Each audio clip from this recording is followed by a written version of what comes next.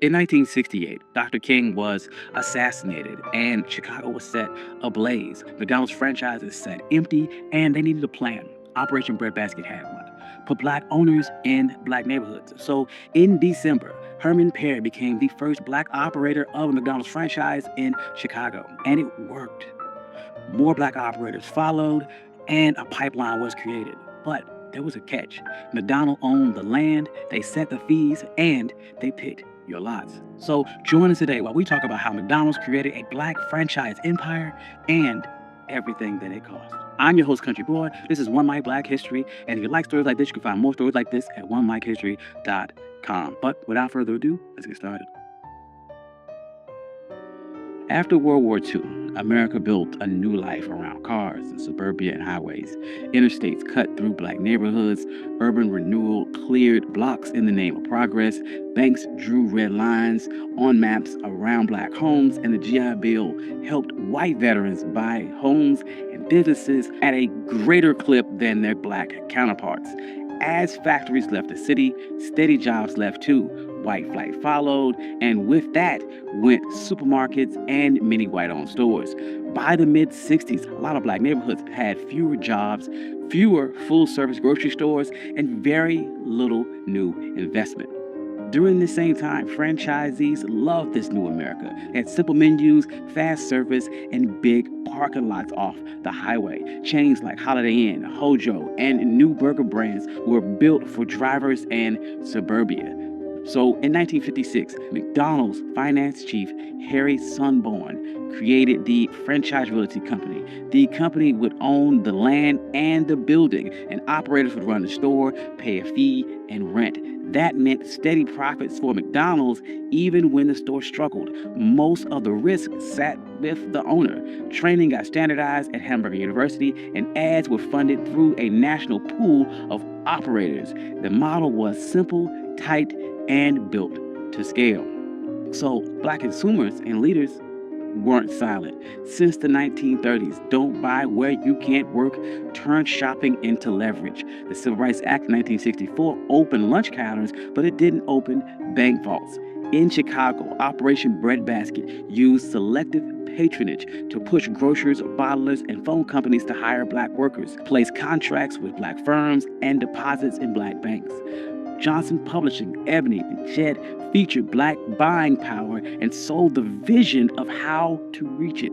The Kerner Commission in 1960 told the country that America was moving towards two separate societies and called out the media for how it pictured black life. Then came April of 1968, and Dr. King was assassinated. Cities erupted. In Chicago, some of its white McDonald's franchisees and workers didn't return. The stores sat dark. McDonald's leaders met with Operation Breadbasket tied to the Southern Christian Leadership Conference. Local leaders said, if you want trust here, the owners must be black. That same year, Harry Petty took over the Woodlawn store in Chicago's South Side and reopened it December 21st, 1968 as the first black McDonald's franchise. He was trained at Hamburger University, and the company helped him finance, allowing for zero partnerships when needed, and appointing small business administration loans. McDonald even donated the first day's profit from Petty's store to the Southern Christian Leadership Conference, tying the brand to Dr. King's dream. Petty did well. A pipeline formed. McDonald's set high priority plan and launched a 50 by 2 program to launch 50 stores ran by people of color within 2 years. They opened a satellite version of Hamburger University classroom on the South Side so new owners didn't have to travel all the way to Oak Brook, Illinois. Black owners began to meet, and they formalized in 1972 the National Black McDonald's Operators Association. One member called the group both the NAACP and the Southern Christian Leadership Conference for black operators. It became the inside voice for the push for fair sites, trainings, and contracts. And on the ground, the stores mattered. Black store owners hired locally, sponsored schools and church events, and even supported scholarships. They called it goodwill, and McDonald's executives said that it was cheaper than advertising. Real estate helped too. After the late 1960s uprising, many black neighborhoods became cheap. Between 1968 and 1972, the land values in those areas fell roughly 30% on average. So McDonald's could buy low, build fast, collect rent and fees as their sales grew. So the black owners would then begin demanding better ads. They said, "We pay into the national fund, show us." In 1972, McDonald's would hire Tom Burrell's black-owned ad agency. Burrell called his style positive realism.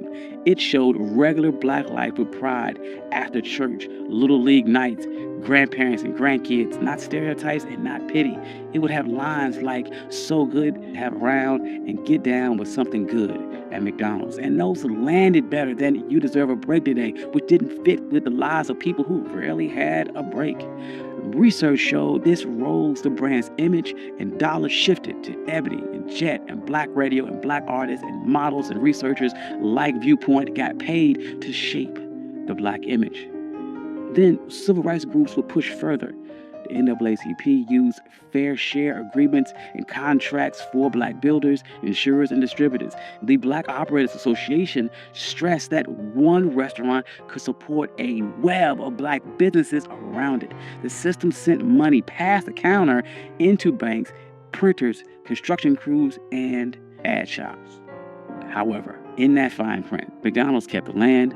Owners paid a monthly fee of about 4% in sales plus rent. Part of that rent is a slice of the sales, which reached up to about 14.5%. Owners also had to pay at least 4% in sales to the national ad pool. The company set the standards, inspections, and decided renewals.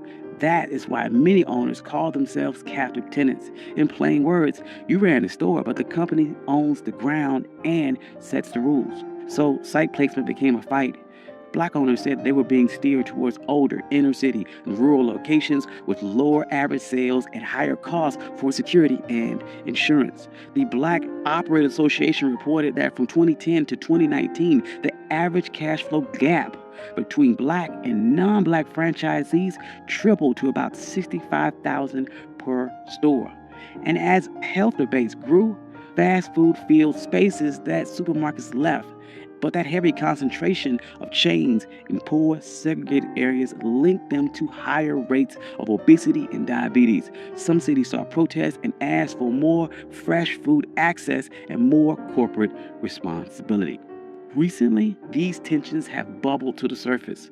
Dozens of former black franchisees and some black executives have sued, saying that the system is biased. Herb Washington, a former blackball player, said that he was steered towards weaker markets. McDonald's would purchase his 13 stores for $33.5 million. And it was during this time that black franchisees fell from about 400 in 1998 to just 200 today, even as McDonald's doubled its total franchisees worldwide. So why does any of this matter? McDonald's opened up a real pathway to black ownership and middle-class jobs when other industries stayed closed. In the late 2000s, black McDonald's stores reported more than $2 billion in sales.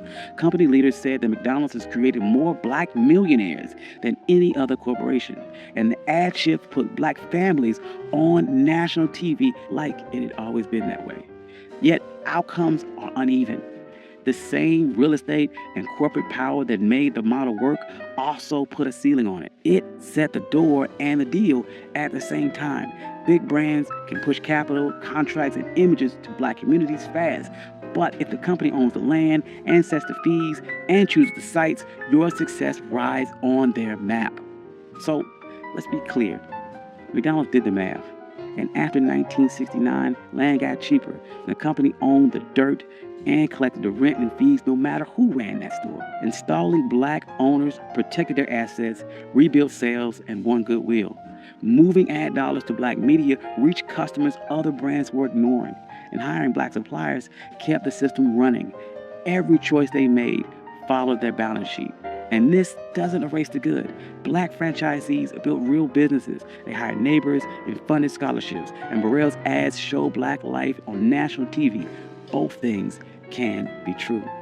But If we want real ownership, we got to follow the money. Who owns the land under the store? Who owns the corners? Which banks write the loans? Which agencies control the ad budget? And which suppliers get the contracts? These are the answers that decide whether a franchise is built on freedom or just rancid. Thank you. This has been One My Black History. I'm your host, Country Boy, and this is how McDonald's built a black franchise empire. If you like stories like this, you can find more stories like this at onemyhistory.com. I'd like to thank all my financial contributors. Without you, none of this could be possible. Thank you all. I love you. Peace.